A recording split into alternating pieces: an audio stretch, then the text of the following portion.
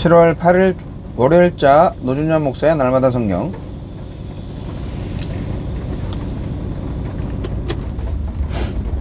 예레미야 30장 1절로 11절 말씀. 여호와께로부터 말씀이 예레미야에게 임하여 이르시니라. 이스라엘의 하나님 여호와께서 이와 같이 말씀하여 이르시기를, 내가 네게 일러준 모든 말을 책에 기록하라. 여호와의 말씀이니라. 보라, 내가 내 백성 이스라엘과 유다의 포로를 돌아가게 할 날이 오리니 내가 그들을 그 조상들에게 준 땅으로 돌아오게 할 것이니 그들이 그 땅을 차지하리라. 여호와께서 말씀하시니라. 여호와께서 이스라엘과 유다에 대하여 하신 말씀이 이러하니라. 여호와께서 이와 같이 말씀하시되, 우리가 무서워 떠는 자의 소리를 들으니 두려우며 평안함이 아니로다. 너희는 자식을 해산하는 남자가 있는가 물어보라. 어찌하여 모든 남자가 해산하는 여자같이 손을 자기 허리에 대고 모든 얼굴이 겁에 찔려 새파래졌는가? 슬프다 그날이여. 그와 같이 엄청난 날이 없으리라. 그날은 야곱의 환난의 때가 되미로다. 그러나 그가 환난에서 구하여 냄을 얻으리로다. 만군의 여호와의 말씀이라. 그날에 내가 네 목에서 그 멍에를 꺾어버리며 네 포박을 끊으리니 다시는 이방인을 섬기지 않으리라. 그들은 그들의 하나님 여호와를 섬기며 내가 그들을 위하여 세울 그들의 왕 다윗을 섬기리라. 여호와의 말씀이니라. 그러므로 나의 종 야곱아, 너는 두려워하지 말라. 이스라엘아, 놀라지 말라. 내가 너를 먼 곳으로부터 구원하고 네 자손을 잡혀가 있는 땅에서 구원하리니 야곱이 돌아와서 태평과 안락을 누릴 것이며 두렵게 할 자가 없으리라. 이는 여호와의 말씀이라. 내가 너와 함께 있어 너를 구원할 것이라. 너를 흩었던 그 모든 이방을 내가 멸망시키리라. 그럴지라도 너만은 멸망시키지 아니하리라. 그러나 내가 법에 따라 너를 징계할 것이요 결코 무죄한 자로만 여기지는 아니하리라. 대반전 약속이네요. 네. 계속 심판을 하실 거라고 하시다가 30장부터 갑자기 구원을 해주시겠다고 말씀을 하십니다. 33장까지 이제 위로의 책으로 이어지는데요. 하나님은 이전의 심판 예고를 뒤집는 해방과 회복을 약속하십니다. 이 회복은 자기 백성의 죄를 고치기 위한 징벌 후에 실현될 것입니다. 하나님은 뿌리가 뽑힌 나무처럼 타국으로 흩어질 이스라엘과 유다를 다시 그들의 본토로 돌아오게 하시겠다고 약속하시고 그 약속을 기록하라 하십니다. 불가능해 보이는 약속을 기록함으로써 성취를 보증하십니다. 성경은 하나님의 약속이 기록된 책입니다. 하나님 나라의 성취와 우리 구원을 보증하는 하나님의 기록입니다. 말씀에는 무엇도 막을 수 없고 꺾을 수 없는 하나님의 의지가 담겨 있습니다. 우리는 성경을 읽을 때 기록하신 약속을 이루실 하나님을 알 수 있고 그 믿음으로 오늘을 살아갈 수 있습니다. 우리가 어찌하지 못할 때 하나님이 새 일을 시작하시죠. 바벨론에게 함락되는 날 유다에게는 공포와 공황만 남을 것입니다. 용사들은 맞서 싸우기는커녕 전의를 상실한 채 잔뜩 겁에 질릴 것입니다.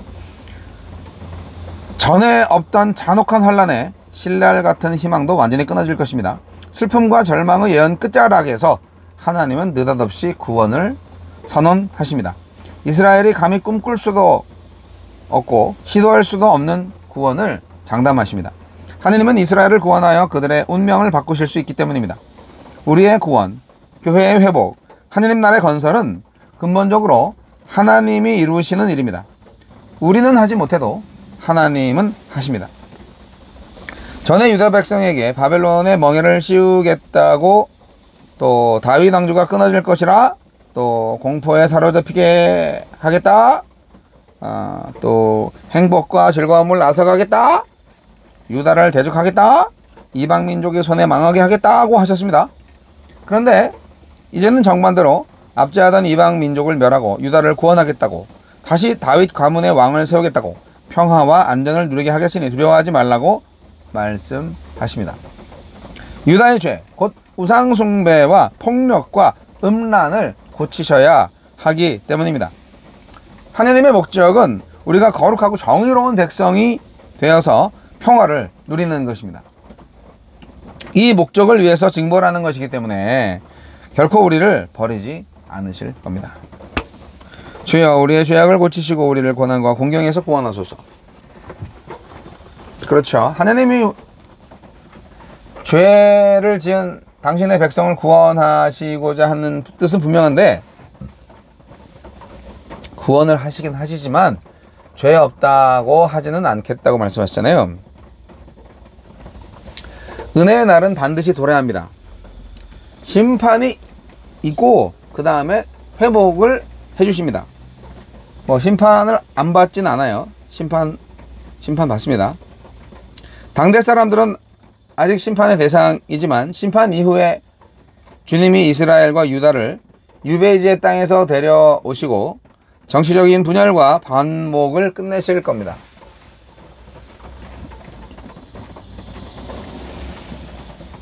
회개에 대한 응답이라기보다는 전적인 은혜라고 봐야 됩니다. 은혜만이 희망이죠. 회개와 상관없이 은혜가 올 수 있습니다. 심판받는 백성들은 아주 무섭겠죠. 네, 무서워 떠는 자의 소리를 들을 것이다. 그렇게 환란이 임한 땅에는 두려움만 남겠죠. 평안함은 찾아볼 수 없습니다. 완전히 공황 상태에 빠진 사람들, 그들의 절망적인 울부짖음 가득한 그 땅, 상상만 해도 끔찍하죠. 용사들조차도 해산이 임박한 여인처럼 겁에 질린 얼굴로 사색이 된다고 말을 하십니다. 여호와의 날은 젖지대인데요, 공포와 두려움, 슬픔과 비통, 절망의 날이 될 것입니다. 주님께서 그 날을 좀 줄이지 않으면 정말 구원을 얻을 수 없는 엄청난 두려운 날이 될 것입니다. 하지만 심판이 야곱의 역사의 종말을 가져오지는 않을 것입니다. 이게 심판을 받아도 이스라엘 민족이, 하느님의 백성이 다시 회복된다는 말이죠. 그들을 심판했던 바벨론이 무너질 거라고 말씀을 하십니다. 우리 하느님은 심판을 예고를 하시고 나서 또 심판을 하시고 그 다음에 다시 당신의 백성을 부르십니다. 유배 상황에 내몰릴지라도 꼭 그 땅을 구원하실 겁니다. 물론 심판하신 다음에. 회복의 약속이 법에 따른 징계의 시간을 무력화하지는 않습니다. 그러니까 징계를 받아야 된다는 거죠. 하지만 징계를 받으면서도 우리는 하나님의 약속을 믿고 소망 가운데 인내하는 거죠. 네. 그러면 두려움이 사라집니다. 인내를 해야 됩니다. 결국 찬란한 구원은 오고야 말 거니까요.